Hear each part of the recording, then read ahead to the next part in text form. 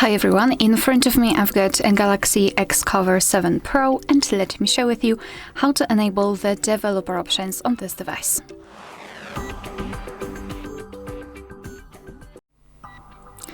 So let's begin with opening the settings, and here we have to, let me go back.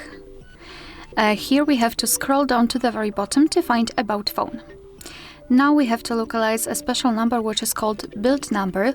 So let's enter software information, and here we've got the build number. So keep tapping on it until you'll see that you're in the developer mode, and if you've got any kind of screen lock, you will have to enter it to confirm the whole step.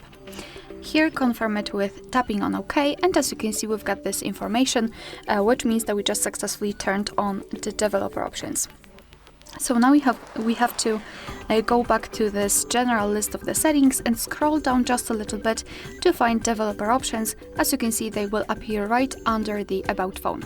So let's enter developer options, and here we've got plenty of advanced settings which we can customize. As you can see, this list is really long, and among others you can change the window animation scale, basically the animations. You can show surface updates, show a visual feedback for tabs. Here we've got some options which are connected with the Bluetooth, and actually overall the networking, because we've got also USB, Wi-Fi, etc.